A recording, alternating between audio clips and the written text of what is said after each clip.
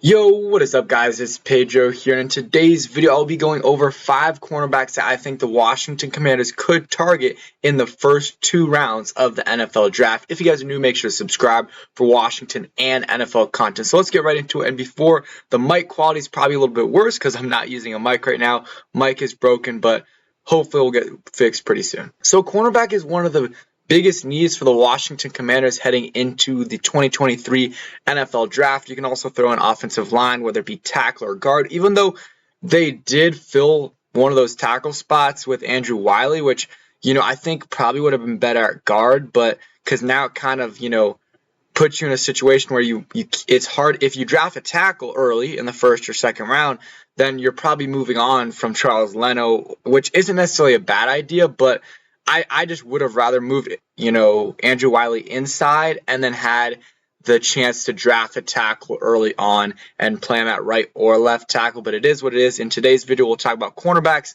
Later on, we'll talk about other positions. So let's first start off with the top 2 guys that if they're there at 16, I'm running in with that card and not thinking twice about it. Number 1 guy is Christian Gonzalez out of Oregon. Also played for Colorado. Not sure why his page right here isn't loading, but okay, loading up in a second. So height 6'1", 197 pounds. So he has good length. Junior out of Oregon, and hometown is the Colony, Texas. His combine number is very good. 4.38 40-yard dash, 41.5-inch vertical jump, and then the broad jump you see there, the bench press reps is okay for a cornerback, pretty good for a cornerback. And then we'll go over some of his strengths and weaknesses. But let's just say this. He's my cornerback 1. And if he's there at 16, he's not going to be there. But if he is there, you absolutely, run in with that card. And I even wouldn't mind trading up a couple spots if you see him or Witherspoon falling a little bit. Some of his strengths, good size, speed, and explosiveness. Fluid, has good length and strength. And let's see, able to shuffle and serve in space like he's gliding in the air. So, smooth, rare recovery, kick, and top end speed for big cornerback. Works his way off perimeter blocks. Huge takeoff burst to rocket and block kicks. So maybe could play a little bit on special teams early on. And then some weaknesses, instincts to create more catch challenges are spotty. Below average anticipation to jump route breaks. Average feel for angles attacking the throw. And you guys can see some other things. And also, the interception production wasn't amazing. I believe he had 3 or 4 this year. Let me see what they had here. They said the lack of interception production at the top of this cornerback class is interesting. Gonzalez, I think, had 3 or 4 this year and 1 in his first couple years at Colorado. But again, I think he's a really, really good player for you on the outside. I've heard great things about him in terms of his character. I'm not going to talk too much about him because I don't think it's a realistic possibility. I think he goes top 10 and is the first cornerback selected, especially after his, performance at the combine. So would be he is the dream pick. He is the dream pick for the Washington Commanders. And yeah, next guy that might not be, or not. We'll get to Deonte Banks in a second. Might not be a dream pick, but would be a very good pick for the Commanders, and that is Devin Witherspoon out of Illinois. Let's see the combine stats. I guess they don't have them here. I don't know why they don't have them here, but I think his 40-yard dash time was okay, and 5'11", almost 6 foot, 5'11 and a half, and 181 pounds. So the length isn't necessarily there when you compare it to Christian Gonzalez, where Christian Gonzalez has, a little bit bigger arms and then the hand a little bit bigger as well. But, each player, these players have their strengths and weaknesses. So his combine rank in terms of his combine rank was 3rd, I guess, from, Next Gen Stats, and 23rd in terms of athleticism. So interesting right there. Strengths, allowed completion rate of just 35% in 2022 per PFF, which, hey, that is amazing. Impressive route recognition, trigger on the throw. And one thing that I like about these 2 guys, Witherspoon and Gonzalez, is they both are better in zone coverage, so that would work really, really well for the Washington Commanders. Instinctive with 14 pass breakups in 2022. So the interception production isn't necessarily there, but he does, have a ton of pass breakups, which is good. and zeroes in on receivers' hands on deep throws, physical with strikers' mentality and run support. So good in the run game as well. And some weaknesses, can be jab stepped off balance or at least fakes. He's not necessarily the most athletic guy. He's very handsy after the first 5 yards, very similar to Benjamin St. Juste there. Lacks juice to make up the distance when he gets behind, and will bite hard on play action and double moves. So just a little bit of an overview there on Devin Witherspoon. He has his weaknesses, but if he's there at 16, I'm running in with that pick unless Gonzalez is there, and we already know I'll take him. Next guy I'm talking about, he's not on my list, but that's Joey Porter. I think he's a top 3 corner in this class, probably top 3. But he is a primarily, man corner, and I just don't know if that would really make sense for what the Commanders want. I don't want another William Jackson III situation, and I don't think it's going to be that. I don't think it's going to be that necessarily, but I think that Ron Rivera might be scarred from that, and that's why he might not take him. So I'm kind of doing what I think they will do. So that's why I'm not putting Joey Porter on here, but not because I don't think he's a top 5 corner in this class. He's probably number 3. He's probably behind Gonzalez, Witherspoon, and he's that next guy, or maybe Deontay Banks, but just wanted to let you guys know on that. So let's go next guy, not Keely Ringo, Deontay Banks, 6-foot corner out of Maryland, 197 pounds.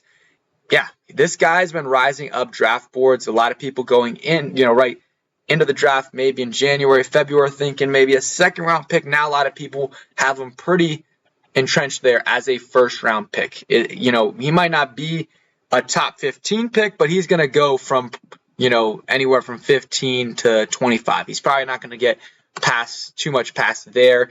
Some of his stats at the combine, 4.35 40-yard dash, which is amazing. Probably, I think that's the fastest corner time. It was definitely one of the fastest. Vertical leap, 42 inches, and broad jumps pretty high as well. So, he had the number one, combine for a corner, so in terms of athleticism there. So you see that right there. That's very, very impressive.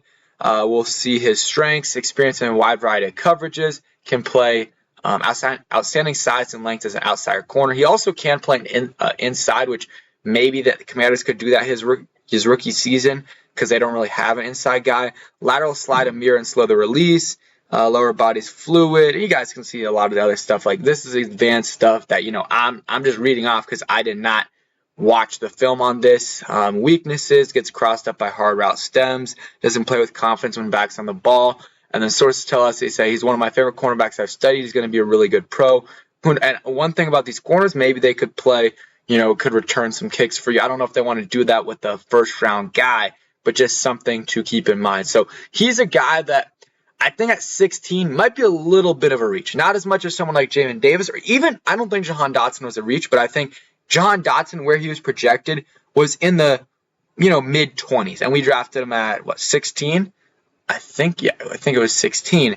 So Banks, it would be like if we draft him at 16, at least from like where things stand right now, it might be a slight reach. If we traded back and still got him, that would be absolutely amazing. Next guy on this list, Keely Ringo, out of Georgia, 6'2", 207 pounds. Let's see, at the combine, really good numbers in terms of his speed, 4.36 40-yard dash. The vertical jump, I'm not going to say it's terrible, but compared to these other guys, it's not great. It's not great. 33.5 when, Deontay Banks is jumping almost 10 inches higher than that. It's a little concerning, but not too bad. NFL comparison, Jimmy Smith, he's got good size and length for size and strength for an outside corner. Also has great speed, stays low and balanced in his back pedal, physicality to ground and press release. I believe he had 2 interceptions this past season, and like in the beginning of the college season, a lot of people had him as a top cornerback. You guys can see some other strengths and weaknesses for him. I think that for him, it'll probably be like, we're not drafting him at 16. We're not drafting him at 16. It would be a trade back situation.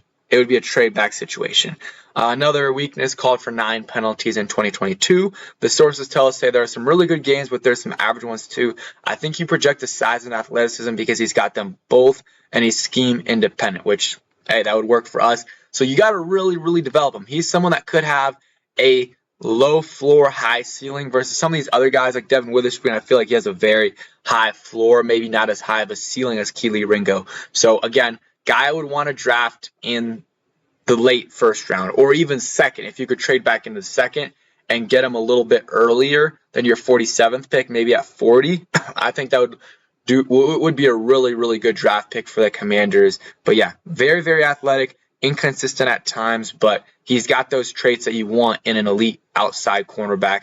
So, hey, if they want to take a chance on him, go ahead. Would not mind it. Just not at 16. Not at 16 with him. And the next guy I'm going to talk about, which I really, really am intrigued by, Emmanuel Forbes out of Mississippi State. 6'1". He's got the size, or he's got the height, but the weight, 166 pounds, very, very light, and that's the lightest cornerback measurement at the combine since 2000. Obviously, he can put some weight on, but 166, that's just very, very low. I mean, that's what, 40 pounds lighter than Ringo, and then you got Witherspoon about like 30 pounds lighter than him, and then you got Witherspoon about 20, and then Gonzalez about 30 again. So very, very, that's like the one concerning thing about him. He can probably get pushed around a lot. It's going to be difficult for him to press, at the line. I watched a little bit of film on him because the other guys not really, but Forbes, I really wanted to see what he was about just because of the amazing ball production he had. I think he has an all-time record for pick sixes in college. You look at his combine numbers, 4.35 40-yard dash, great vertical jump, solid. Like it's in between all the ones we've seen so far. 37.5, so not amazing, but that's good. That's good. And he's 6'1", so it's not too. Yeah, it's a solid number there. His athleticism score is 5th in the combine for corners, which is pretty good. So let's go to his strengths. Or actually, I want to read some of these stats right here. So the 4-star recruit made the most of his opportunities first year on campus, garnering SEC all-freshman team after tying for 3rd in the FBS with 5 interceptions and returning a nation 3 best for scores. Also, he posted 44 tackles in 11 games with 9 starts. He was 2nd team All-SEC in 2021 with 3 interceptions and 13 starts, 5 for loss, 5 pass-up breakups. He tied for 3rd nationally with 6 interceptions in 2022, returning 3 for scores and setting an FBS record with 6 pick sixes during his career. And yeah, you guys see those numbers. That's amazing. Ball production usually translates, and he definitely has that. And with him, having those pick sixes, and I've seen his return ability or his kind of ability in space, maybe he could be a returner for you. NFL comparison, ironically, is Cam Dantzler, who we picked up off waivers. See some strengths, 2-hand jabs, keeping receivers occupied and pressed, plays with smooth side shuffle, technique in deep zone. Obviously, the great ball production and hard to throw over the top of him, and uses his length as an effective recovery tool. And he's not going to be amazing in the run game, but I saw him make some pretty good plays in the run game for his size. It was, impressive. Weaknesses, below average foot slide, has issues staying in phase at break points, needs to become more disciplined playing high to low zone, plays out past his toes, grab and drag tackler, lacking play strength, which makes sense since he is 166 pounds. But overall, he's one of my favorite prospects, and he's a guy I would draft if you trade back a decent amount. If you trade back into the late first round, like I'm talking after 25, or if you want to jump back, trade up in the second round and draft a guy, I'm all for Forbes. Maybe even over Ringo. Probably not, but I really do like Forbes. Him or Ringo in the late first or early second would be very, very good for the Washington Commanders and would make a ton of sense. So that is it for today's video. Hope you guys did enjoy. Sorry about the mic quality. Peace, guys.